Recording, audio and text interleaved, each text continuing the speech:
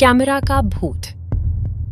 ये वो दिन की बात है जब राकेश के पर फोटोग्राफर बनने का भूत सवार था। उसने अपने पापा से झगड़ा करके पैसे ले लिया और नया कैमरा खरीद लिया। उस समय में अपनी आसपास दिखती हुई हर एक चीज और मनुष्य, प्राणी वगैरह की फोटो खिंचता रहता था और अपने आप को प्रोफेशनल फोटोग्राफर समझने लगा। लेकिन मेरी हालात तब खराब हुई जब मेरे कैमरा में एक भयानक डराने वाला प्रेत कैद हुआ।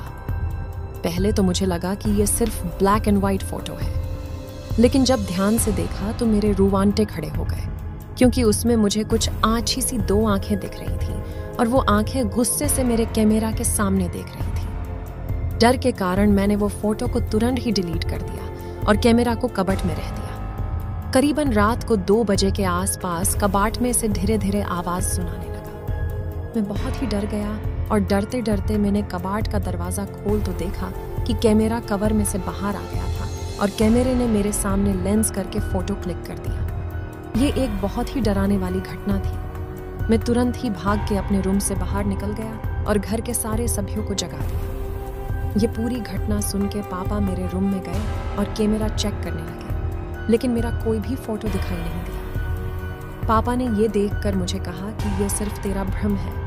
मुझे भी लगा कि ये मेरा भ्रम ही है। दूसरे दिन दोपहर में मैं नदी के तट पे बैठ के कैमरा से फोटो खींच रहा था। बाद में फोटो खींच लेने के बाद कैमरा में फोटो देखने लगा। उसमें मैंने देखा कि वो जो फोटो मैंने डिलीट कर दिया था, वही भयानक फोटो मेरी मेमोरी में फिर से आ गया था। उसे देखकर मैं बहुत ही डर गया और तुरंत ही उसी फोटो को फिर से डिलीट कर दिया। जब मैंने बाकी के फोटो देखा तो मेरे पैर धड़-धड़ कांपने लगे। आप सोच भी नहीं पाओगे कि उसमें क्या था। ये वही फोटो था जिसके बारे में मैंने अपने पापा से बात की थी, और वही फोटो में मेरे पीछे लाल रंग की आंखें वाला प्रेत खड़ा था। इस टाइम पे मैंने वो फोटो डिलीट नहीं किया, लेकिन इसके अलावा बाकी के सारे फोटो डिलीट कर दिए और तुरंत ही कैमरा लेके सीधा पापा को दिखाने के लिए गया। लेकिन आश्चर्य की बात तो यह थी कि जब मैंने पापा को कैमरे की मेमोरी दिखाई तो वह पूरी तरह से खाली थी।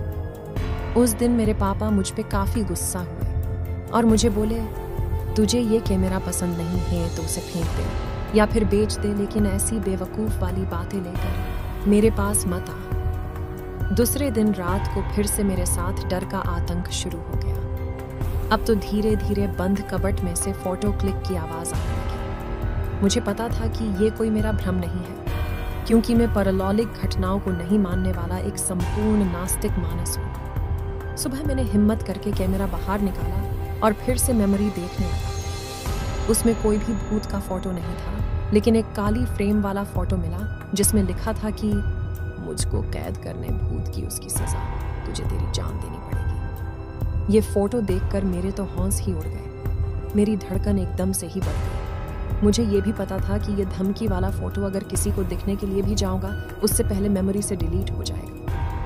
45000 आवर्स में खरीदा हुआ कैमरा मैंने 20000 आवर्स में बेच दिया। मुझे नहीं पता था कि आखिर किस तारीखे से वो भूत मेरे कैमरे में कैद हो गया, लेकिन वो भूत यही समझ रहा होगा कि मैंने उसे जानबूझ के कैमरे में कैद कर दिया। अब मुझे तो फोटोग्राफी और कैमरे से डर लगने लगा कि कहीं वो कैमरे वाला भूत मुझे मार तो नहीं देगा।